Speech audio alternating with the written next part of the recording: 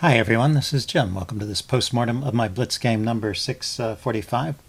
This was a dual commentary game. My opponent, A Noob's Life, is also going to do a postmortem. His live recording didn't work out, so technical difficulties. He is going to do a postmortem. I'll post a link to it on this video. So anyway, let's take a look at this from my point of view. I haven't seen his yet. Let's see. He started off with e4. And I played c5, so going for a Sicilian, knight f3, d6, normal lines, d4. So this is the open Sicilian, the most popular way to play it.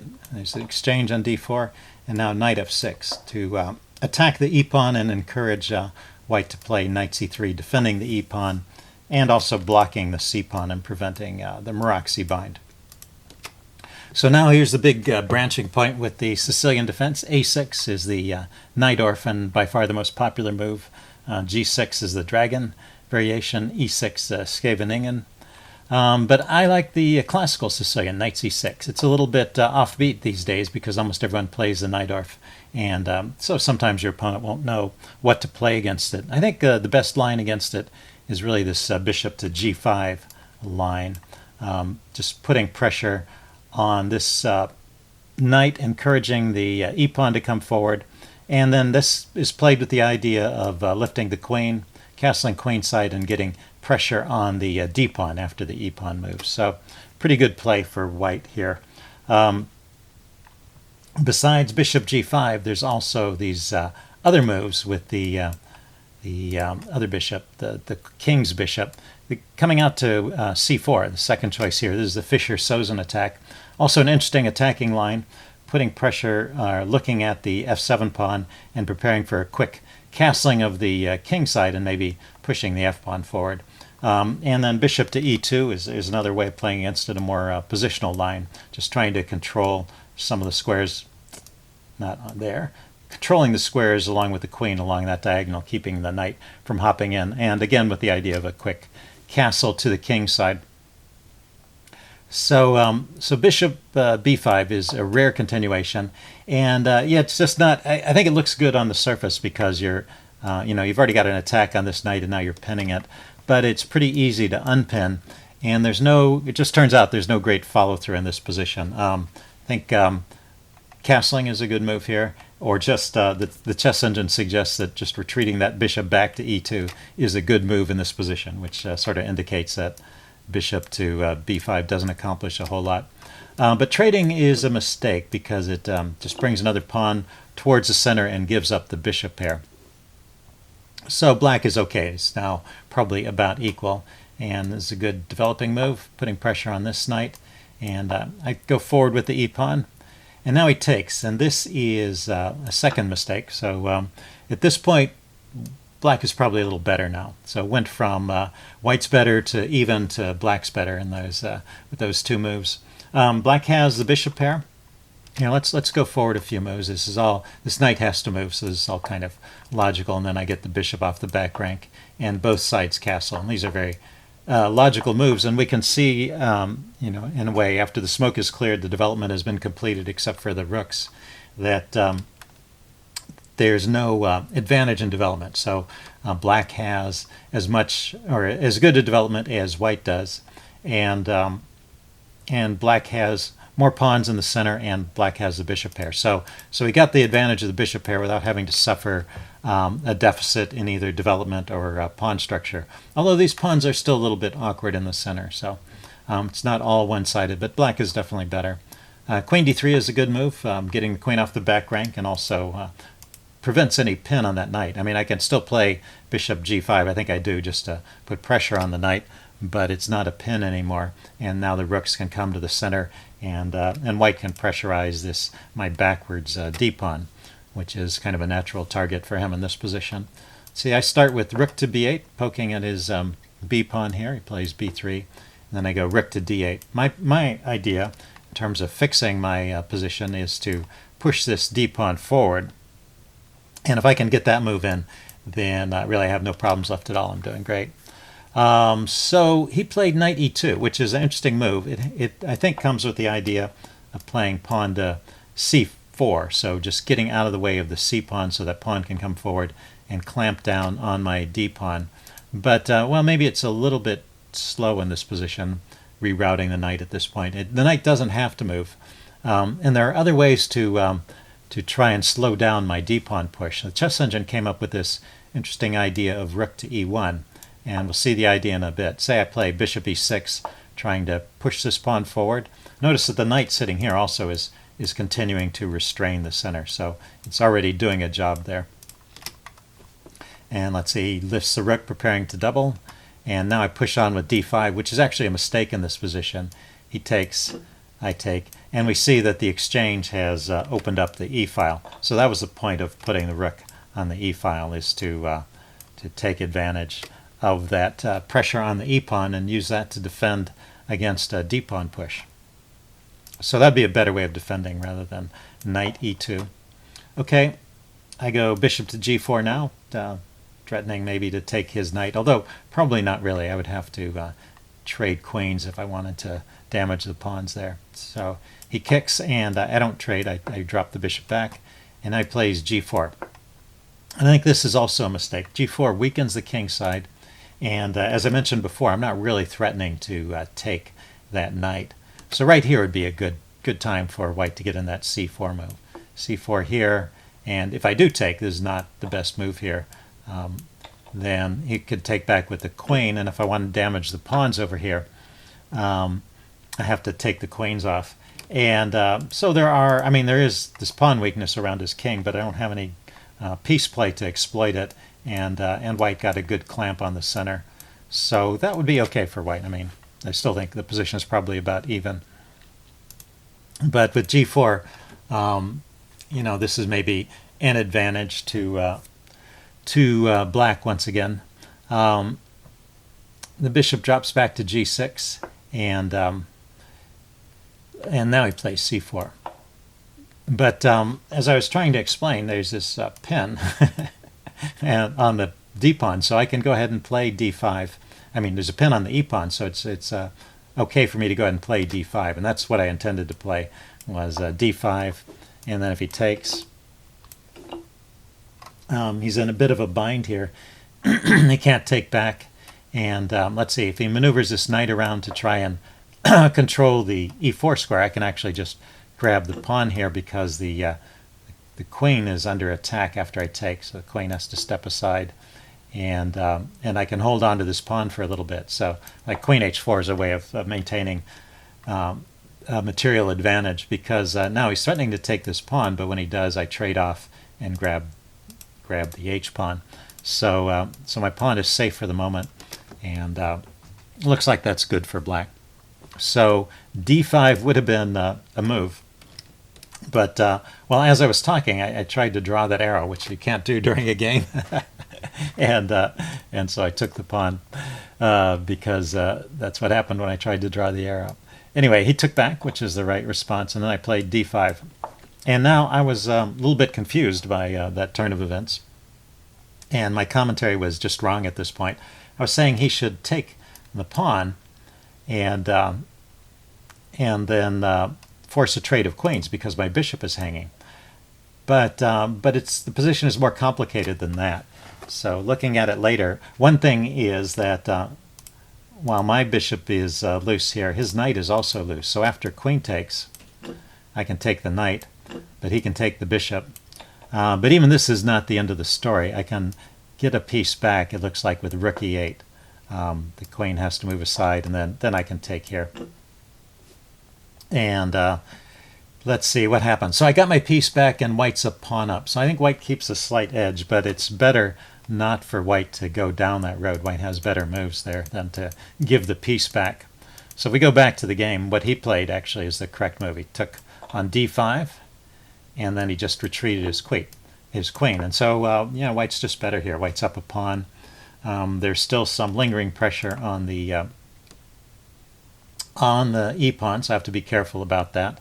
I decided to push on with e4, which is okay. He gets a good square for his knight, and then I go for the pin. And I get more mileage out of this pin than probably I deserve. But still, it's all okay for white. He plays rook to c1, kicking my bishop, and then he plays f3. And f3, although it's technically okay, the chess engine thinks it's one of the moves that keeps a winning edge for white. It's not a good idea, I think, in a practical game, because it just gives me more play along this diagonal. So it's I understand the white was wanting to undermine the center, but it's coming at a cost. So a line that's recommended by the chess engine is instead of playing f3, try to deal with this pin in some way.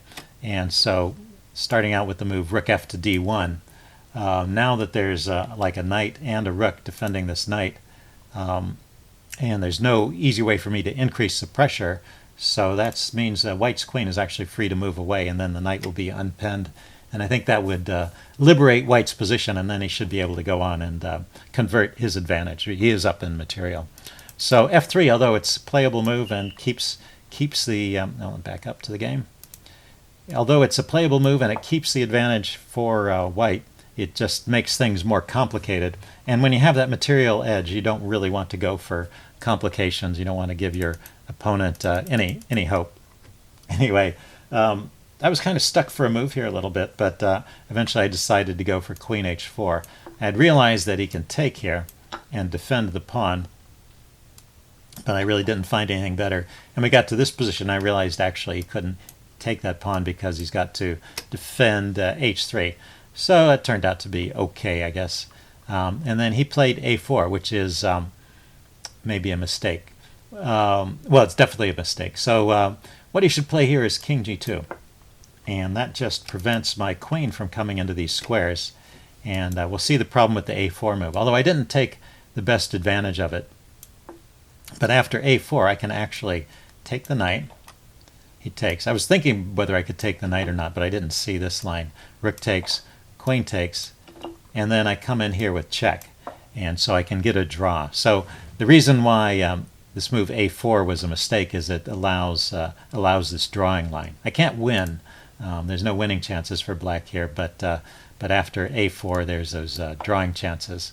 So that's why king g2 is the move here. It defends his h-pawn and it keeps my queen from coming in and doing things like queen g3 check. Okay, but he played here. I didn't see the drawing line, and I don't know if I would have gone for it anyway. I would probably want to keep things complicated and try and win. But anyway, I play h5. He takes. And I took back with the queen. He goes queen takes e4. And now I could come in here with h3, come into h3 with the queen. And the chess engine evaluates that as 0, 0, 0. I'm not sure if I didn't look at that line in detail. Maybe it goes into perpetual check. I thought the more interesting line the chess engine found here was rook to e8. And this is something I should have thought about, because what's going on here is I have failed to really take advantage of one of the trumps in my position here. I have this hard pin on this knight. That knight is pinned against the king, so it has no legal move, cannot move at all, which means that this other knight, which looks on the surface like it's protected, is in fact loose. And so rook e8 wins a piece, kicks the queen to the side. The problem with this line is that after I take the knight, white crashes through with the attack on f7. So white has to give up the piece, but white goes for the counterattack with that queen f4 move. And the engine also evaluates this line to 0, 0, 0. But, well, it's complicated, and there are chances. So if I had seen that move, I probably would have played it, because the draw is not obvious there, and I have chances. So anyway, not seeing that, I played rook d6. So rook d6, not the best move there. He comes in with rook c6, and this is good. This provokes some more trades.